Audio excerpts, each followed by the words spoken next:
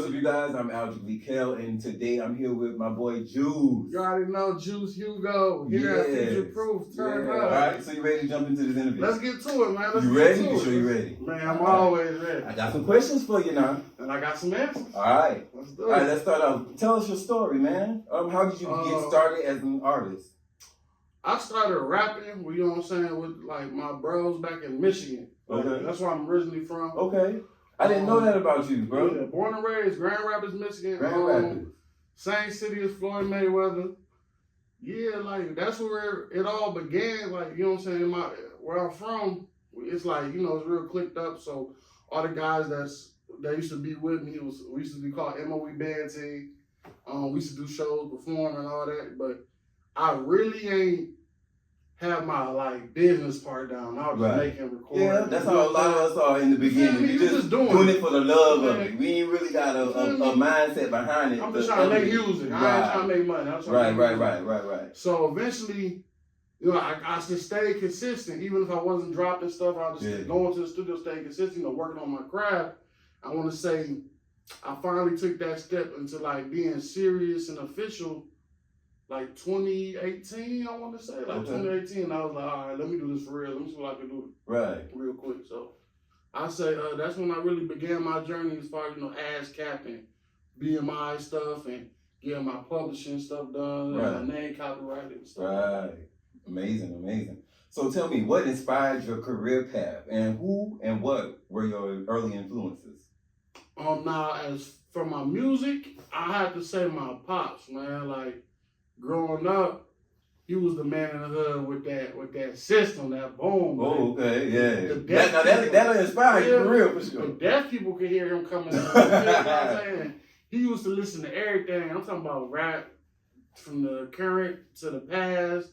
He listened to R&B all the time. I'm talking about gospel. Like, I listened to everything. So it really shaped me into like being having a wide variety of music, like selections like that. Yeah. Like, and that's amazing. That's beneficial. Facts, you know what I'm saying? Especially for that, you know. Yeah, because you get to hear from where you can hear samples too. When you know what I'm saying. When people put out new music, you be like, "Oh, I know that."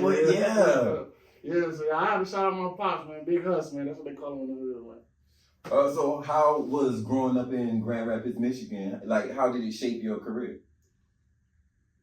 It made me. That's how Juice became Juice. You feel me? And I ain't never gave myself no nickname. It's just something that got stuck with me as I grew up and stuff like that. When I was a jit, they used to call me Big Baby. You know what I'm saying? So I grew up and I started getting more aware of what's going on around me, my surroundings. That's when I got the name Juice. But as far as shaping me, man, just, you know, everybody had their trials and tribulations. Had to deal with, you know, really not too much on the family end. My mom and pops, they did their thing. Like, I'll never sit up here and try to be like, oh, I ain't have my parents, blah, blah. Yeah. You feel me?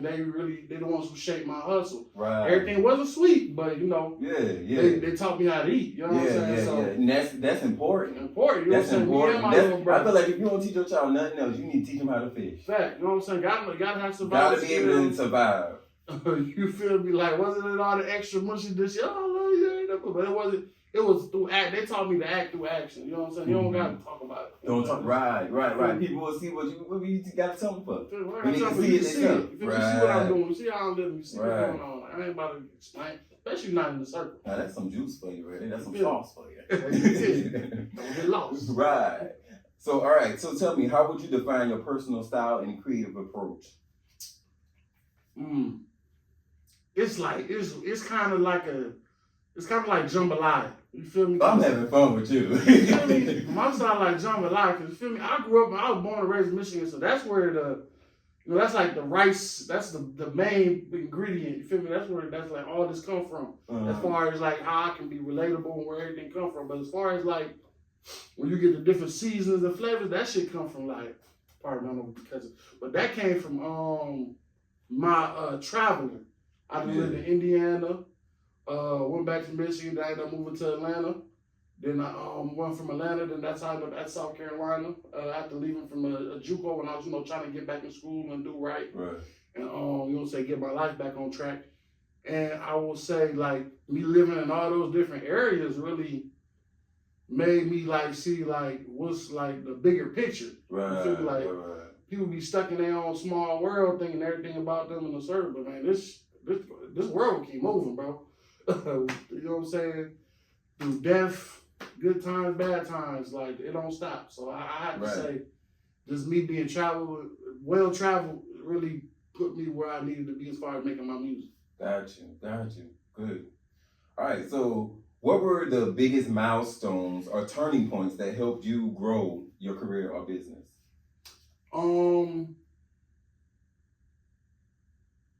As far as like my music, because when I keep saying as far as music and stuff like that, I want people to know I got two businesses. Yeah, right. Let's make sure we clarify that. And like also, so tell people about your business, your entrepreneurial. I'm a security guard by trade. You know what I'm saying? I have a security company. It's I had just do some new licenses and got that stuff down. So it's Langstone Event Services. That's the name of my company. And my partner Taz, he's me and him working hand in hand on that. We provide event services for anything you'll possibly need, from security, whether it's unarmed, armed, parking lot attendees. We locked in with licensed bartenders. So if you need some licensed bartenders, we can have them at your event. If you need talent, you know what I'm saying? Juice got the juice, y'all. I'm well connected with a good variety of talents. As far as being able to get you at least in a conversation with them, as far as pricing and stuff like that. Like I can't really book them without having you know what I'm saying, knowing the budget. You know what I'm saying? But that's what I do, man. I like to let people have a good time, make people feel safe, protected. And then it helped that I got my own music, so I like throwing that in there, you know what I'm saying? Nice. All right, so tell me, what's a project or product you've worked on that you're particularly proud of? Right now, I'm gonna give you two. One for security is my partnership with Not TV. Okay. It's the #1 entertainment app. That's big. I'm gonna say I don't like bringing up this other name, but that's been our competition, but we lately been outperforming them. Okay. Shout out Big T-Lo. Shout out T-Lo. I've been hearing people talk about Now That's TV. It's the wave, man. Deja. Shout out all y'all, man. Them the faces of the network. I have to say that's on my security side. That's my my biggest accomplishment. Being able to stay consistent with them, provide good services to them, and they make sure I'm well compensated on that. And then for music, my latest, not my latest drop, but one of my more recent ones, is called X's and O's, featuring an artist named Chaotic. She does some vocals on it for me. But if y'all haven't heard it, go check it out. It's one of my bigger streaming songs. It's a vibe. It's something you can play at any occasion. And I have to say that's my baby right now. I'm pushing that. Okay. All right. Where can we find that? All platforms. My artist name is JuixeJugo, no space. That's JuixeJugo, and the song is X's NO''S. All right. So tell me, have there ever been any surprising moments where you learned something unexpected about yourself or your audience? All the time, because like speaking of X's and O's, coming from where I come from, and you know what I'm saying, stuff that I generally like to do, that like R&B vibe wasn't something that came natural to me. Right. So when I finally started to hit that wave and people started giving me that positive feedback, I'm like, oh, okay, I can do this. You know what I'm saying? Like, oh, this song. Yeah. I ain't gotta necessarily be the best singer, but I can vocalize, harmonize, and stuff like that. So I have to say. And then you got the influence from your dad. It's that old, cause I got that same thing from my dad. Cause certain things come on, and I'm like, wait a minute, why I know this? You know what I'm saying? It's like they coded in me. You know what I'm saying? Everybody else look like, what you dance for? Bro, I'm like, bro, I think my daddy was playing this when I was 2 or something, because I know it. All right, that's word. Are there any failures that ended up being valuable lessons for you? I had to say, my first attempt at going to college was when I was in Indiana. I'm talking about some between the partying girls and what have you. I was, you know what I'm saying, living my life, and I failed on I failed on the academic aspects and some behavioral stuff, which, you know, where as a young man growing up, you just got ego shit you got to check as far as developing and becoming a better man. You know what I'm saying? A better person, because women go through it too. But I have to say, me failing there and then going back into the work world, because I've been a part of the work world for a long time. I had my first job at 13, you know what I'm saying? Oh, so, go ahead, yeah. I've been working for a long time as far as making sure I kept some money, you know what I'm saying, outside having to do anything unnecessary. You feel me? I try to keep my record clean and all that. Yeah. So, that's commendable, especially as a black man. Like, appreciate that. Especially somebody come from Grand Rapids, Michigan, because I know it was wide open for man, what? Man, that's why I say shout out my mom. Just walking outside, you can get it. You feel me? Shout out my mama, shout out my pop. I'm talking about they taught me it's a million ways to make some money. Now. Yeah. Like you ain't gotta just. You ain't gotta go down that road. You gotta always go. You know what I'm saying? I ain't gonna say it's lazy, but most people only do that because they be put in situations where they got to. So I'm gonna say I was blessed to where I ain't have to take it too deep down that route. You know what I'm saying? Right. So yeah, I have to say that school, man. But me going through that them hardships, maybe like you can't quit. You gotta persevere type shit, cause it ain't gonna get easier. You quit, stop, keep going. It don't get easier. You gotta do it. Facts. So tell me, how do you define success for yourself and your work? Growth. Success is growth. I like that. You could lose and learn lessons. You feel me? And then them lessons put you in a better place. For sure. Every loss is a lesson. On me, for example, back when I was living in Atlanta, I went to the studio. I don't give too much detail about it, but I went to the studio. I used a certain beat and did a song, producer praising me for it, right? I didn't have my paperwork and stuff down, right? Didn't do my leasing on to get my stuff right like I was supposed to. Kind of find out, as I'm getting ready to make that move from Atlanta to SC, I'm getting ready to, start dropping my music.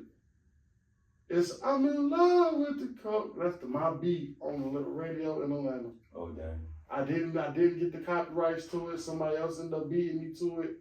Because I ain't doing my due diligence. Right. Not saying, I have something better than Lotto Coco, nothing like that. Not competing with bro, shout out bro, you know what I'm saying, he did his thing with that. But I'm just saying it just taught me, you snooze, you lose. Right. You feel me? You gonna do it. Yeah, you gotta put your thing down. Fact, because I nail it down for sure. For somebody else take it. Amen. I feel that. All right, so tell me, since you have been living in the Carolinas for a good bit, about 10 years now. Yeah. So, okay, we can give you some Carolina questions. How about this? What are some unique challenges you faced as an artist or entrepreneur in the Carolinas compared to other places, especially since you've lived other places? I guess it was getting used to that southern drawl, you know what I'm saying, getting used to being I ain't gonna say it's when you from a big city, a fast city, it's real competitive in that when you say southern draw, the southern slowness. You know what I'm saying? And I ain't gonna say slow, because there's a lot of people with motion. You know what I'm saying?